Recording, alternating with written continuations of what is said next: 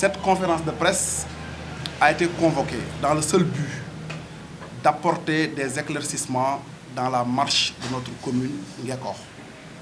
Comme vous le savez, depuis 2014, la gestion de la commune de Ngekokh est marquée par une série de scandales qui ont fini par installer la collectivité territoriale dans une zone de turbulence avec des conséquences désastreuses, comme un déficit d'investissement dans des projets communaux d'intérêt collectif, mais aussi au niveau des difficultés de recouvrement sur les recettes fiscales et une absence manifeste d'un véritable projet de développement de la localité.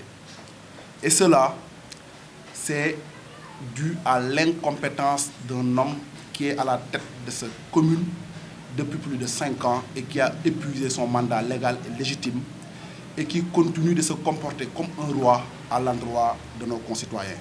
Cette situation-là, elle est inacceptable.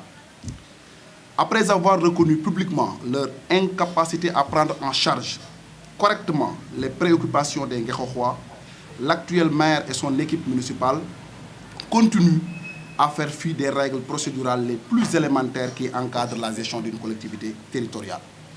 L'exécution du budget n'est plus cohérente, la gestion financière est catastrophique, les litiges fonciers ternissent l'image de notre localité et constituent le talon d'Achille de la gestion de la commune de Ngekokh. Après avoir terminé son mandat depuis juin 2019, légitime, je dis bien, l'actuel maire de Ngekokh continue toujours de se comporter comme un démiurge, un roi qui a le droit de vie et de mort sur ses concitoyens. Ceux qui sont avec lui sont bien servis et s'emparent indûment des maigres ressources dont dispose la commune, et ceux qui contestent ces méthodes sont traqués, parfois même dépourvus arbitrairement de leur droit fondamental d'avoir accès à des services garantis par les lois, les règlements et la Constitution du Sénégal. Les scandales s'enchaînent, se multiplient et sont multiformes. L'actuel marché de Diamaguène, la construction de l'abattoir communal, les spéculations foncières sur le corridor de l'autoroute à péage et celles relevant du périmètre communal, la question de l'eau. Autant de questions qui constituent des scandales. Et elles sont une parfaite illustration. Il n'y a jamais eu autant de scandales dans cette commune. Je vais commencer d'abord par le problème ou bien le scandale qu'on appelle le scandale du marché de Diamaguène. Je dois rappeler au préalable que ce marché-là existait sous l'ère de l'ancienne équipe municipale dirigée par notre père, Abou Ndiaye, et qui avait senti la nécessité de construire un marché de proximité pour permettre, premièrement, de décongestionner le marché central, mais aussi permettre à nos populations d'avoir des points de commerce plus accessibles. Et par la grâce de Dieu, dans le cadre des dépenses d'investissement du Fonds d'équipement des collectivités territoriales 2020, la commune de Ngekokh a prévu de construire des édicules publics au marché de Diamaguène à Ngekokh. Mais imaginez-vous, dans la prévision budgétaire de ce fonds de concours-là, ils ont prévu de construire des édicules publics à 6 millions de francs CFA. Je me dis comment une mairie sérieuse, comment un maire sérieux peut-il construire des édicules, c'est-à-dire des toilettes publiques, à hauteur de 6 500 000 francs. Et ça constitue un scandale à notre niveau, puisque c'est notre domaine de compétence, de nos pères et de nos grands-pères. L'AGEROUTE a pris une partie de l'ancien abattoir. Il a dédommagé les propriétaires, c'est-à-dire la commune de Ngekokh en l'occurrence. Et lorsque la commune de Ngekokh a encaissé l'argent, nous ne savons jusqu'ici si l'argent a transité d'un compte bancaire vers le compte de Ngekokh qui est logé au trésor. Et ça, c'est une question que le maire doit éclaircir. Deuxièmement, cette partie restante-là des terres de l'ancien abattoir, est-ce qu'elle est toujours sous l'appartenance de la commune de Ngekokh ou bien cette partie-là a été vendue ou bradée? Je pose toujours des questions. Dans la même veine, un nouvel abattoir est en train d'être construit. Et dans cette construction-là, il n'y a toujours pas eu de contrat d'engagement, ni de DRP, ni d'appel d'offres qui lie la commune de Nguékokh à une quelconque entreprise. C'est extrêmement grave, puisque on a l'impression qu'il y a un homme fort qui gère la commune de Nguékokh comme il gère sa propre maison, comme il gère une boutique. Même une boutique a des normes de gestion. Mais la commune de Nguékokh, par contre, est un territoire où il est tout permis, où le maire qui le dirige a la capacité de faire tout ce qu'il veut et personne n'a le droit d'en parler. Il n'y a pas de DRP, il n'y a pas de contrat d'engagement, il n'y a pas d'appel d'offres. Et sur les terres qu'il a attribuées aux bouchers pour cette construction d'une nouvelle abattoir, nous voudrions avoir le procès-verbal d'attribution des terres s'il y en a. Il n'y a pas eu de délibération de ces terres-là. Donc il les a affectées gracieusement et dans des conditions nébuleuses et opaques. Et nous voudrions véritablement, conformément au code des collectivités territoriales, que le maire affiche publiquement, comme la loi le lui impose, le procès-verbal d'attribution des terres et le numéro de la délibération y afférent.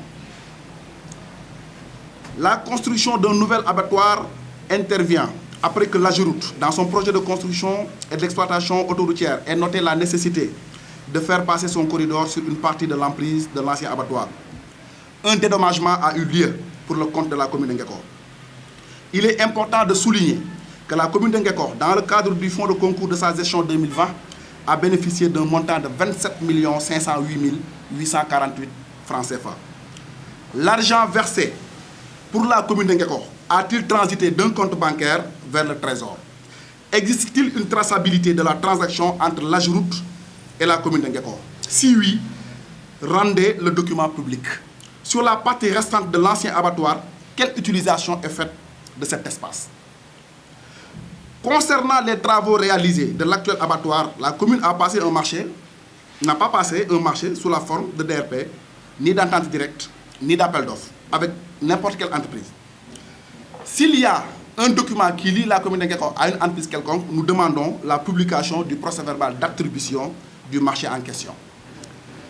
Le montant alloué à l'ouvrage, c'est-à-dire à la construction de l'abattoir qui se situe à Mana, est de 6 millions de francs CFA sur la prévision du fonds de concours 2020. Mais à notre humble avis, nous pensons fortement que 6 millions de francs CFA ne suffisent pas pour construire un abattoir de qualité.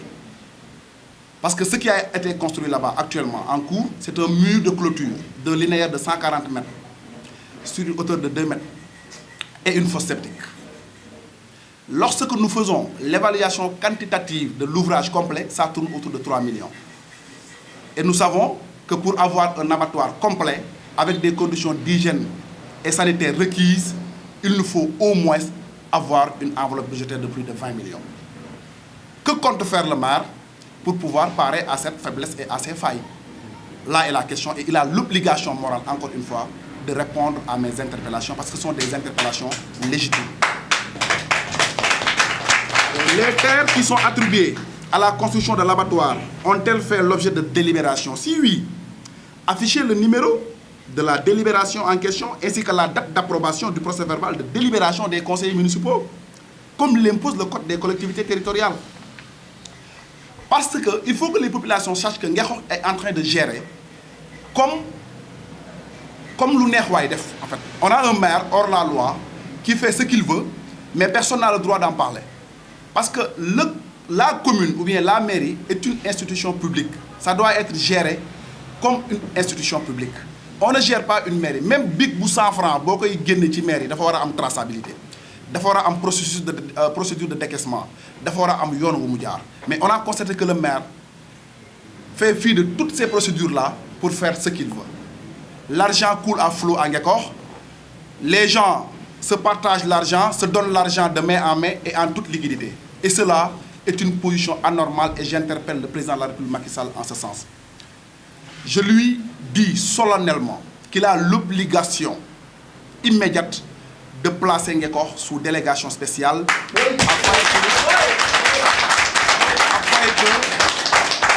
afin que ces dérives-là s'estompent, s'arrêtent et que les corps de contrôle de l'État s'occupent de ces dossiers pour tirer tous les litiges actuellement qui sont en cours au clair. Sinon, nous risquons d'avoir un Ndingler bis.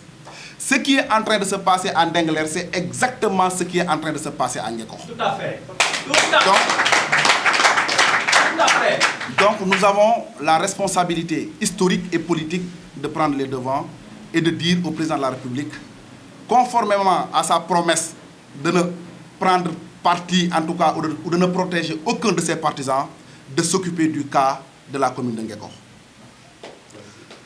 Donc, ça, c'est le deuxième point concernant l'abattoir communal. Je vais terminer par le troisième point, qui me semble extrêmement important, parce que ça concerne les litiges fonciers qui existent à Ngekokh. Surtout sur le corridor autoroutier. Parce que dans ce corridor-là, pas mal de défaillances, pas mal de scandales sont notés. Toujours l'AGEROUTE, une agence de l'État, qui a pour mission de construire et d'entretenir des routes, a manifesté de construire une autoroute qui passe par Ngekokh. Les propriétaires des terres qui les cultivaient depuis des années, sous l'emprise de la loi et du règlement, étaient obligés de céder une partie de leurs biens en contrepartie d'un dédommagement, ce qui a été fait. Mais il s'est trouvé que une partie de ces terres, ou bien de ces champs-là, n'a pas été prise en compte par l'AGEROUTE dans son tracé linéaire, qui devait quitter de Ngekokh à Mbour. La mairie de Ngekokh, ce qu'elle a fait, elle a repris ces terres-là et a enclenché une procédure de bradage et de spoliation sur aucun fondement légal. Ce qui a attiré notre attention, c'est que si nous ne prenons pas au sérieux ce problème-là, on risque d'avoir encore une fois un Ndingler bis à Ngekokh, parce qu'il y a des gens qui se menacent mutuellement, il y a de l'électricité dans l'air et il y a une tension ambiante dans nos rapports quotidiens. Et cette situation-là doit être prise très au sérieux par le président de la République, Macky Sall. Lorsque l'AGEROUTE a voulu implanter son tracé linéaire et y a balisé 100 mètres de part et d'autre sur l'axe qu'il avait pris, tous les propriétaires de terres relevant du domaine national ont été dédommagés selon les conditions fixées par la loi. Mais le constat unanime que toute la population a fait est qu'il y a des assiettes de terre restantes qui font l'objet de bradage et de spoliation. Et il ressort des investigations que des pontes de la République ont bénéficié de ces lopins de terre. Au moment où je vous parle, 2 ministres de la République du président Macky Sall sont cités dans ce scandale. Ils disposeraient de terre, des hectares de terre, sans délibération du conseil municipal de Ngekokh, sans fondement légal ni légitime. C'est parce que s'ils arrivent à avoir ça, c'est parce qu'ils sont proches du maire. Cette situation-là, nous, en tant que fils de Ngekokh, en tant qu'hommes politiques qui avons le droit d'exercer notre droit de refus, nous disons non à ces 2 ministres-là, actuels, qui sont dans le gouvernement de Macky Sall et qui se reconnaîtront dans mes propos. La gestion foncière est marquée par des lotissements irréguliers et clandestins depuis 2014. Le conseil municipal n'a jamais délibéré sur un projet portant lotissement. La stratégie utilisée par le maire et sa bande consiste à morceler des terres du domaine national et à délivrer des attestations portant régularisation d'une parcelle à usage d'habitation. Or, le dit acte ne mentionne aucune délibération du conseil municipal relative à l'assiette foncière en question. Et là, je voudrais m'appuyer très fortement sur ce passage-là. Parce qu'on entend souvent le maire et ses partisans dire que les actes administratifs établis par l'ancienne équipe dirigée par le maire Abou Ndiaye ne sont pas bons. Comme si le maire est le juge administratif. Comme si c'est le maire qui a le droit de dire que tel acte ou tel autre acte n'est pas conforme à la loi. Que la population de Ngekokh se joigne à notre combat pour exiger purement et simplement une installation d'une délégation spéciale dans les plus brefs délais. Parce que le maire actuel a épuisé son mandat depuis 2019 et Ngekokh est sous haute tension parce qu'ils sont en train d'exercer et d'opérer une spoliation sans nom de ces terres à l'encontre des intérêts de ses fils et de ses filles. Je vous remercie.